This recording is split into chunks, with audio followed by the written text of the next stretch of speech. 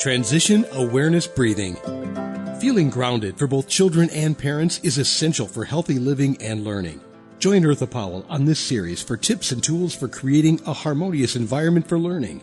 Transition Awareness Breathing will help you and your child find an individualized path to tackle change, promote lifelong learning, and discover new approaches to calmness. We're talking about anxiety. Welcome back on the second part of our series of talking about anxiety. It doesn't take much today within these last 9 months to find out something that either yourself or someone that you know has experienced some level of anxiety. Just to review, when we're talking about anxiety, we're talking about a reaction to stress. A person either fights, they flee, or they totally freeze. It's a natural reaction that our body has been built to respond to any threat. We talked about the 7 generations that are in existence today in the year 2020. Today we're going to talk about what the multi-generational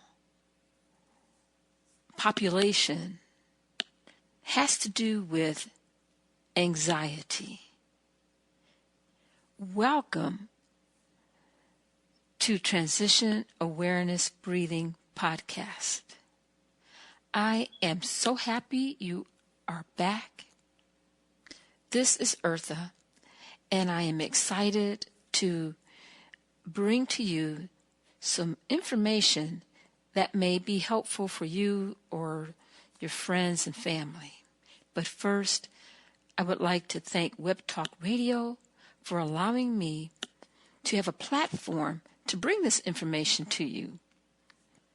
I would also like to thank my producers, Mary Lou and Sam, for helping to bring this broadcast to you wherever you are at. Now, let's get started. So, imagine a scenario.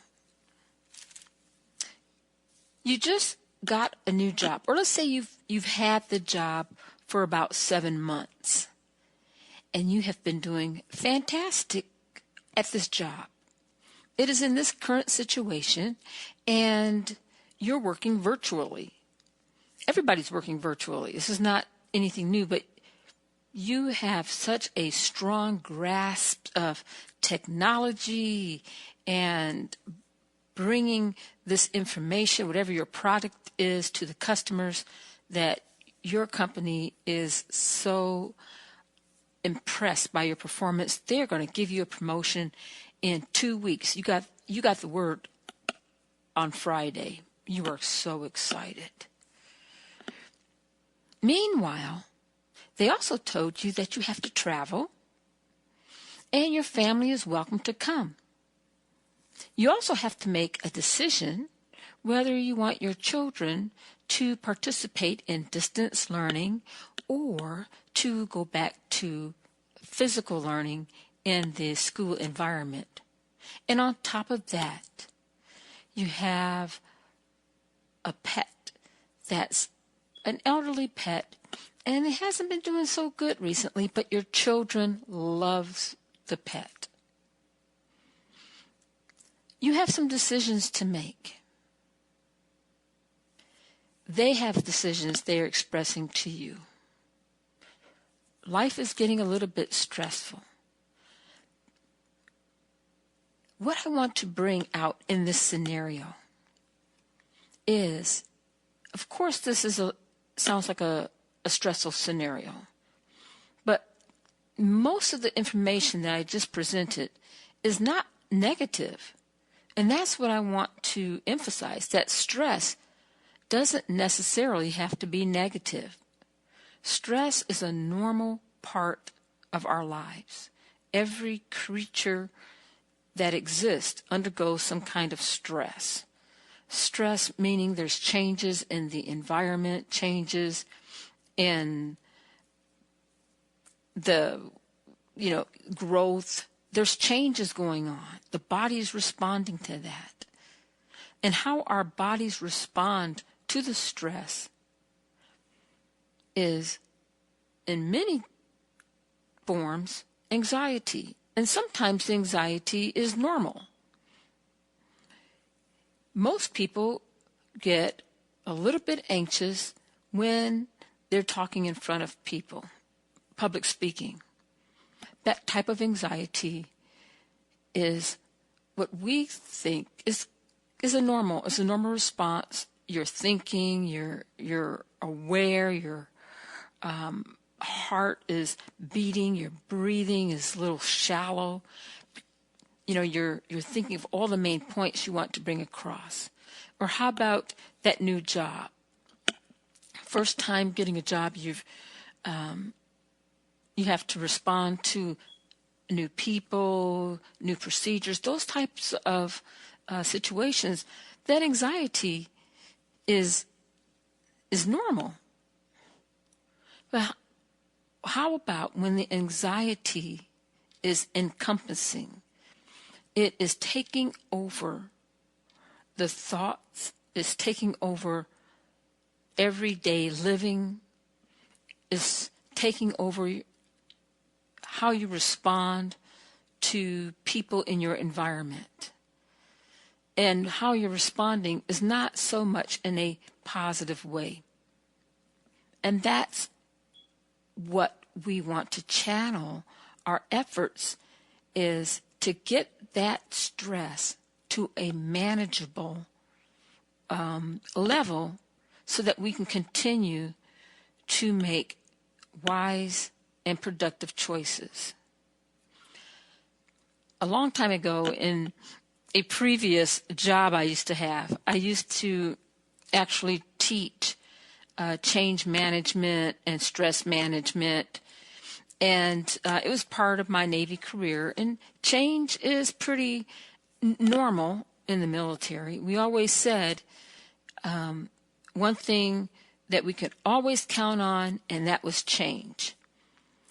And so I can't say we got used to change, but one thing we had to do, we had to learn how to manage change. And some change was easier because it became routine. But I think for everyone, what I would like to pass on is, when you are faced with stress, pay attention to how your body is responding to that stress, whether it is positive stress or if it's a negative stress. And a negative stress is something that you feel is against your personal values, against your health, against the survival of your family, is something that is stimulating you to feel that you are threatened. Mm-hmm. And so your body starts to, this is like automatic. You may feel your muscles getting tense. You may feel your breathing is getting stronger. You have to pay attention to that first part of your reaction to stress. And the thing of it is most of us, if we have children, or if we work in a classroom or in an office, we usually are pretty good about pointing out to somebody else they seem to be a little bit stressed. And most of the time, that person who you may be observing, they're not aware. And a lot of times when people are told, you need to calm down, sometimes that doesn't always work, because they are in a state of feelings threatened, and so they want to be taken serious. They're in an either flight, a flee, or a freeze situation. The first step I want to reiterate is to stop. S-T-O-P. Take a moment. Take 2 moments. Walk away. And then take a breath. Refocus. As you're refocusing and you're taking a breath, ask yourself, talk to yourself, whether you could text it to yourself or talk to yourself or talk to somebody. What is most important to you right now? Now, if you're saying, I want to get my point across, and that is very important to me right now, then you want to ask yourself, am I in a state of being, a state of consciousness, that what I'm going to say is going to get communicated clearly? Or are you so anxious that your body is responding to the stress where you're not able to communicate, where you're not able to really get your point across? Breathe and look around. Be aware of yourself. Be aware of your surroundings. Many times when people are in this state, some people don't want to be touched. Some people don't mind being touched. And then you have to be aware of each person. Everyone is different. And that's another thing. If you see somebody else that is anxious, you have to be aware that that person's response to stress and how they calm themselves may not be like you. So you want to be careful on how you're approaching someone in a stressful environment. Stop. Breathe. Let's talk is one way. Asking the person, if you see someone, can I help? The less that you're talking, it helps the other person realize there's someone there and they're here to help. If you're trying to help someone calm down and they're anxious and you're using a lot of words and sentences, they're not going to hear everything you have to say.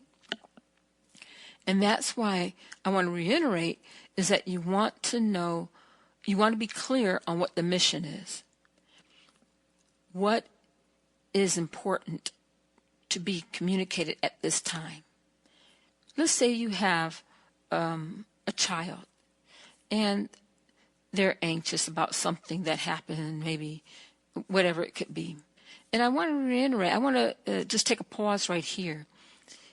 If you know that the person, if you're having anxiety or if your child's having anxiety, and if you think that you need to get some professional help, please do not hesitate.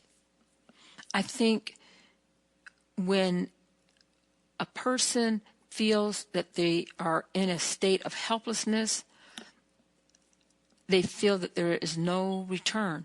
So if a person feels they need help, please stop, breathe, communicate.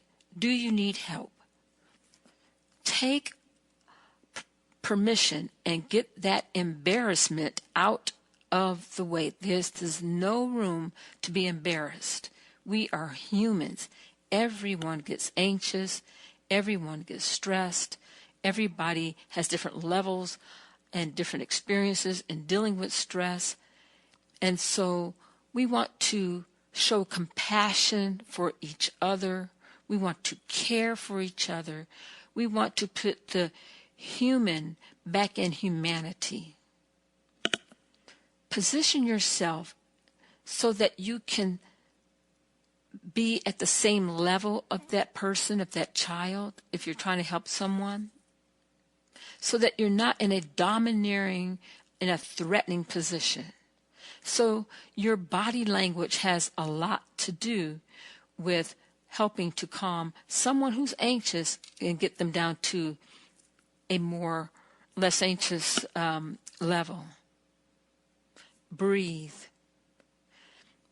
Let's breathe together. If that person has never practiced any relaxation breathing or mindfulness breathing, it's okay. It's probably not the best time to break out and try to teach that person or bring up a podcast. It's probably not a good idea. But in a calm voice, let's breathe. And then you model that breathing. Model the breathing. And then let's talk. Let's talk. You see, your voice has to kind of model the goal to calm down. We want to get all that tenseness and anxiety in the body. We want to relax the body. We want words to come out of the body. So many studies are out where it is proven that when a person is in a reduced, stressful state and they're relaxed, that their brain can operate better, in simple terms. But when someone is highly anxious or highly stressed, you can't think. Or if you're thinking, it's not rational. It may be compulsive. So we want to get our muscles relaxed. Proper sleeping, proper diet, all that has to do with helping our bodies stay healthy and to manage our anxiety. Now that's all I'm going to cover for today. We're going to continue our conversation next time. This is a large topic, and I didn't get a chance to talk about the multi-generational thing, but I'm just going to leave you with this. If we have 7 generations living at this time in 2020, think of all the different types of experiences each generation has in dealing with stress and anxiety. We're going to talk about that next time. Thank you for joining me. I look forward to talking to you next time. Have a great day.